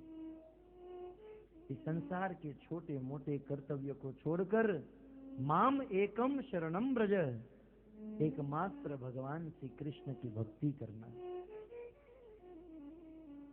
और वह भक्ति की गोपियों ने, वह भक्ति की महाराज परीक्षित ने, भक्ति की अक्रूर जी ने, भक्ति की लक्ष्मी जी ने, हनुमान जी ने, है ना, जिस प्रकार इन भक्तों ने भक्ति की, उसी भक्ति करना ये भगवत गीता का सार है। ऐसे तो इस गीता में कर्म योग, ज्ञान योग, बुद्धि योग, अनेक योगों का वर्णन है। लेकिन अंत में कृष्ण कहते हैं योगी नाम अपि सर्वेशाम। बहुत बड़े बड़े योगी हैं, लेकिन सभी योगियों में मुझे कौन सा योगी पसंद है? कपाल भाती भस्तिका वाला है? कहते हैं योगी नाम अपि सर्वेशाम मत गते नंतरात्मना श्रद्धावान भजते यो माम समय युक्त तमो मत। जो श्रद्धा से मेरा भजन करता है, श्रद्धा से मेरी भक्ति करता है, मेरी भक्ति करने वाला भक्ति योगी मुझे सबसे ज्यादा पसंद है। तो ये गीता का सार है भक्ति योग। श्रवण कीर्तन स्मरण वंदन अर्चनम पाद सेवनम साक्ष्यम आत्मनिवेदनम, ये नवदा भक्ति के द्वारा अपना मन, अपना चित्त, अपनी इंद्रिया भगवान की सेवा में लगाना, ये है भगवत गीता का सार। और पूरी गीता सुनाने के बाद अंत में भगवान श्री कृष्ण अर्जुन से कहते हैं कि हे अर्जुन, मैंने तुम्हें ये भगवत गीता अब सुना दी, और इस गीता का उपदेश यदि तुम दूसरे को करते हो, या संसार में यदि कोई इस गीता का उपदेश करता है, तो भगवत गीता का प्रचार करने वाला व्यक्ति मुझे सबसे ज्यादा प्रिय हो जाता है। य इदम परमम गुह्यम मत भक्तेषु अभिधास्यति भक्ति मयि पराम कृत्वा। कहते हैं गीता का ज्ञान बांटना ये मेरी परम भक्ति है। भक्ति मयि पराम कृत्वा, गीता के ज्ञान का प्रचार करना ये भगवान की परम भक्ति है। और अंत में कृष्ण कहते हैं कि गीता का ज्ञान बांटने वाला व्यक्ति मेरा प्रिय बन जाता है ना। हम लोग भगवान से प्रेम करते हैं, वो तो करना ही पड़ेगा, नहीं तो नरक में जाना पड़ेगा। हम लोग भगवान से प्रेम करते हैं, ये कोई बड़ी चीज नहीं है। बड़ी चीज तो ये है भगवान हमसे प्रेम करते हैं। उनकी किताब में हमारा नाम कहीं है, उनके मोबाइल में हमारा नंबर है। हम लोग भगवान से प्रेम करें, ये बड़ी चीज नहीं। भगवान हमसे प्रेम करते हैं, ये बड़ी चीज है। तो यदि मन में प्रश्न हो कि भगवान हमसे प्रेम करते हैं या नहीं, इसका उत्तर कृष्ण गीता में दे देते हैं। कहते हैं कि वैसे तो मेरी बहुत प्रकार की सेवा है, आरती करना, पूजा करना, भोग बनाना, ये करना, वो करना, लेकिन यदि कोई व्यक्ति इस भगवत गीता के ज्ञान को स्वयं ग्रहण करता है और फिर दूसरों को ग्रहण कराता है, गीता के ज्ञान का जो प्रचार करता है, वह व्यक्ति मेरा सबसे ज्यादा प्रिय बन जाता है, सबसे बड़ा प्रिय बन जाता है। न च तस्मात् मनुष्येषु कश्चिन में प्रिय कृतम। इस पूरे मनुष्य समुदाय में, ये पूरे मनुष्य समाज में, भूतकाल में न तो मुझे ऐसा व्यक्ति कोई प्रिय था, न तो वर्तमान में है, न तो भविष्य में मुझे कोई ऐसा प्रिय होगा जो मेरी गीता के ज्ञान का प्रचार करता है। भूत भविष्य वर्तमान में कृष्ण उसी से सबसे ज्यादा प्रेम करते हैं जो गीता के ज्ञान का प्रचार करते हैं। तो भक्तों, यह सोचकर हम लोग क्या करते हैं, गीता का प्रचार करते हैं, गीता का प्रचार करो, प्रचार करो, प्रचार प्रचार प्रचार। लेकिन प्रचार का अर्थ तो समझो। बस आंखें बंद करके दौड़ने लगते हैं प्रचार प्रचार। प्रचार का अर्थ क्या है? जब कोई आचार्य, जब भगवान आदेश देते हैं प्रचार करो, तो उस बात को समझना चाहिए। जैसे एक सास अपनी बहू को आदेश दे कि बेटा जाओ मेरे लिए थोड़ी दाल बना दो, तो बहू को कहने की जरूरत नहीं कि उसमें तड़का मारो, नमक डालो, ये सब हो ही जाता है उसमें, है ना। वैसे जब भगवान या भगवान के भक्त आदेश देते हैं प्रचार करो, तो उसमें क्लेरिफिकेशन करने की जरूरत नहीं। ये अंडरस्टैंडिंग, ये समझने की बात है। क्या समझने की बात है? जो हम समझते ही नहीं, जो हम जानते ही नहीं। क्या समझने की बात है? प्रचार का अर्थ क्या है? प्रचार जो शब्द है उसमें दो चीज है, प्र और आचार। प्र और आचार जब मिक्स करते हैं तब प्रचार बनता है। तो प्र का अर्थ होता है प्रकृष्ट रूपेण, पूरा पूरा, कंप्लीटली। और आचार का अर्थ तो आप जानते ही हैं, आचरण करना, जीवन में उतारना। भगवत गीता के प्रचार का वास्तविक अर्थ है इस भगवत गीता को अपने जीवन में उतारना और फिर जाकर दूसरों को बांटना। हम क्या करते हैं? भगवत गीता न पढ़े हैं, न लिखे हैं, न जानते हैं, बस प्रचार करो, प्रचार करो। और इसी प्रचार करते करते हम खो जाते हैं। फलाने भक्त आते थे लेकिन अब तो मंदिर में दिखते भी नहीं है। बहुत गीता का डिस्ट्रीब्यूशन किए लेकिन अब नहीं दिखाई देते। क्यों? क्योंकि उन्होंने वास्तविक प्रचार नहीं किया। प्रचार माने वास्तविक गीता को अपने जीवन में आचरण नहीं किया। इसलिए यदि हम भगवान के प्रिय बनना चाहते हैं तो इस गीता को पढ़ो, इस गीता को सुनो, इस गीता को अपने जीवन में उतारो और फिर इस गीता के ज्ञान का प्रचार करो, इस ज्ञान को बांटो। इस ज्ञान को प्रवचन के द्वारा बांटा जा सकता है, कथा के द्वारा, बड़े बड़े फेस्टिवल के द्वारा या बुक डिस्ट्रीब्यूशन के द्वारा भी इस ज्ञान को बांटा जा सकता है। तो इस ज्ञान को जीवन में उतारिए और बांटिए और भगवान श्री कृष्ण के प्रिय हो जाइए। हरे कृष्णा हरे हरे। तो यहीं पर 3 बज चुका है, मैं मेरी वाणी को विराम करता हूँ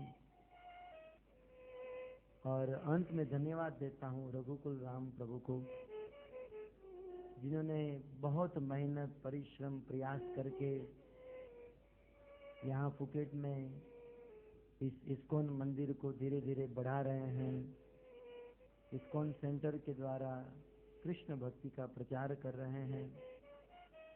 इतनी कम उम्र में, हालांकि इस उम्र में लोगों की एक ही दृष्टि होती है, पैसे कमाएं और हमारा फ्यूचर बनाए, लेकिन इस अवस्था में भी अपने बिजनेस को संभालते हुए, अपने परिवार को संभालते हुए इस मंदिर का मैनेजमेंट कर रहे हैं। हम जानते हैं कि किसी मंदिर को मैनेज करना ये कितना बड़ा काम है। मैं किसी को कह रहा था, हमारे रघुकुल राम प्रभु की 3 पत्नी है। अरे 3 पत्नी? बोला हाँ 3 पत्नी। कौन सी? बोला एक तो उनकी दुकान है ना, दुकान को संभालना पत्नी को संभालने के समान। एक तो उनकी दुकान, और दूसरा इस्कॉन का मंदिर, और तीसरी जो वास्तविक उनकी धर्म पत्नी है। ये बहुत बड़ा काम है।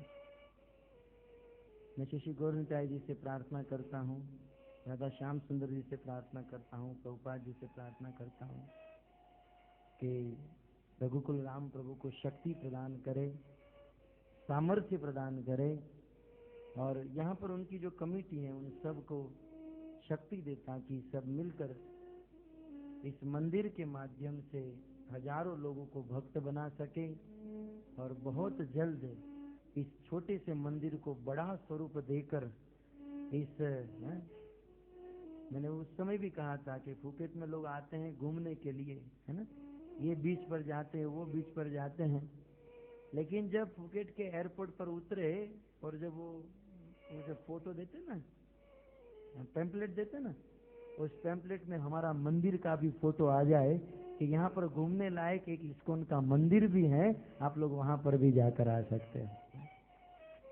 तो इस प्रकार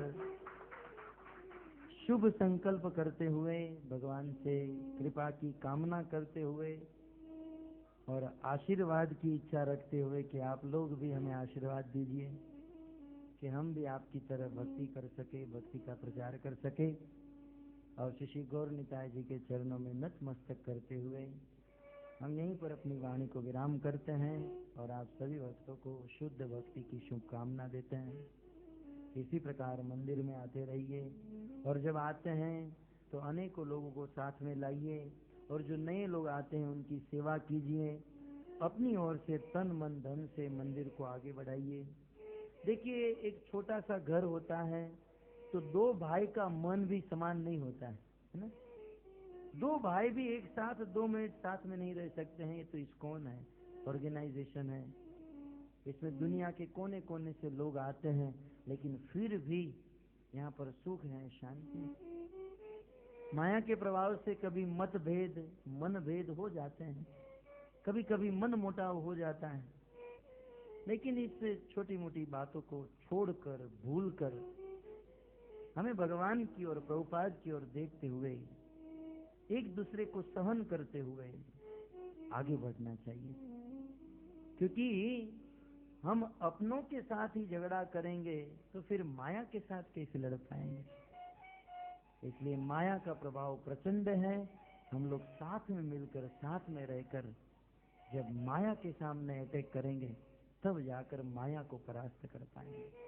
मैं अक्सर कहता हूँ, हमारे गुरु महाराज कहते हैं कि महाभारत में देखा जाए तो कौरव और पांडव दोनों अलग अलग पक्ष में थे, लेकिन जब अदर पर्सन, बाहर का कोई आदमी युधिष्ठिर महाराज को पूछता कि आप लोग कितने हो, तब युधिष्ठिर महाराज कहते थे हम लोग 105 हैं। हमारे अंदर कुछ भी खिचड़ी पक रही हो, है ना, वो तो होता ही है किसी के घर पर, किसी की गृहस्थी में, ऑर्गेनाइजेशन में, मंदिर में, छोटा मोटा। परंतु जब बाहर का व्यक्ति आए तो उसे लगना चाहिए नहीं, यहाँ पर बहुत बड़ी स्ट्रेंथ है, बहुत बड़ी शक्ति है, और इसे झुकाना बहुत मुश्किल है। तो इस प्रकार से गीता के माध्यम से, भागवत के माध्यम से, इन ज्ञान के माध्यम से, भगवान के माध्यम से साथ में रहकर, एक प्लेटफॉर्म के ऊपर रहकर हम सब लोग भक्ति करें और इसे आगे बढ़ाएं। हरे कृष्णा हरे कृष्णा हरे कृष्णा।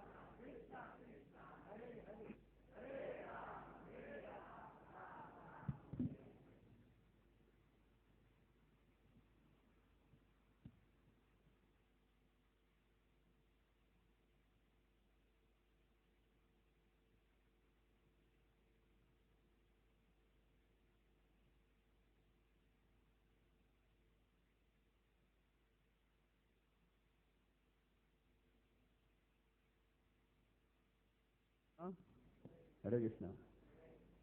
यहाँ प्रभुजीलाई धेरै धेरै धन्यवाद दिँदै हामी आज राम्रो प्रवचन सुनाउनु भयो।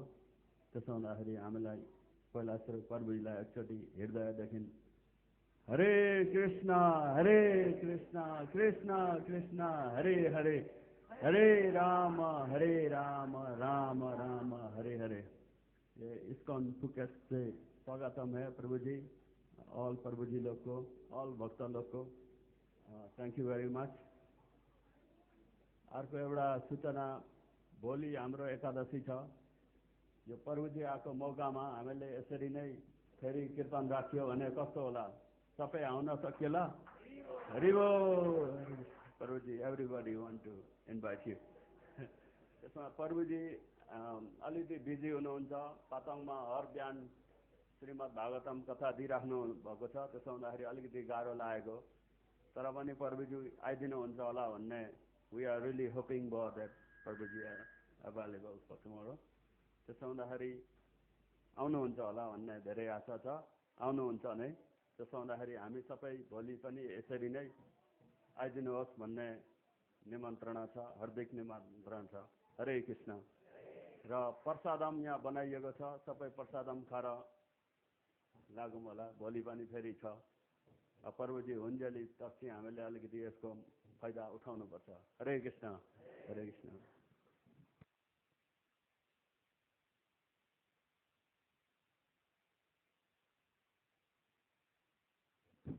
हामी यसरी लाइन लागेर बसौँ होला। 2 लाइनले भेटिन्न होला, अलिक 3-4 लाइन लाग्नु पर्ला जस्तो छ। प्रभुजीहरू प्रसादम बाँड्नको लागि 5-10 जना जति चाहिन्छ होला। यसो भित्र बाहिर हामी सबै मिलेर बसौँ। अलिक मन्दिर सानसानै छ।